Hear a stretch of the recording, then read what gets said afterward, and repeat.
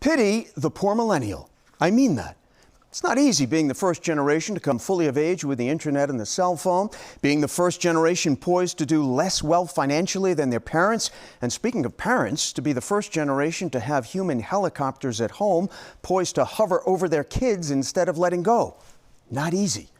Maybe we should start with the question of why, as in why are millennials known as Generation Y?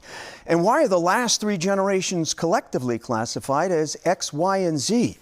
What, are we at the end of the line? I mean, presumably, God willing, there will be a few succeeding generations still to come. And how come previous generations didn't earn a letter? But such questions only invite intergenerational rivalry, and that's really the point. Every generation has had its challenges. Every generation is dissed by the one before and the one that comes after that, except the boomers. Granted, they get blamed for everything. Note to millennials, your kids will, or already are, finding fault with you. Join the club. Having to work extra jobs or side hustles? I knew someone who had one side hustle before school at 5 a.m., another one after school at 5 p.m., and got home every night after 9 p.m.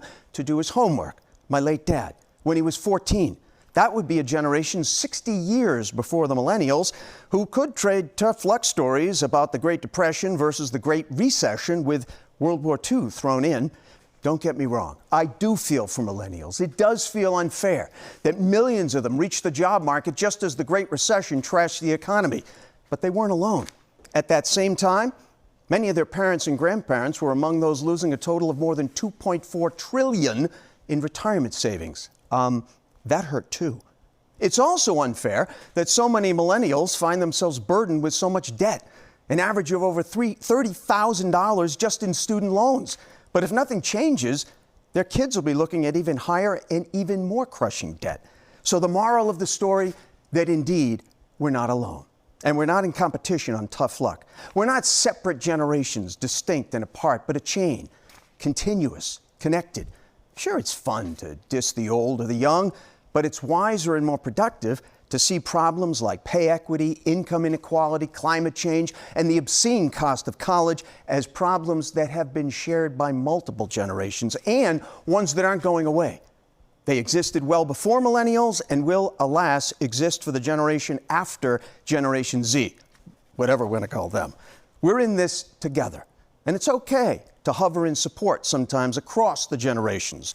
Just don't be, all helicopter-like about it. I'm Ted Reinstein.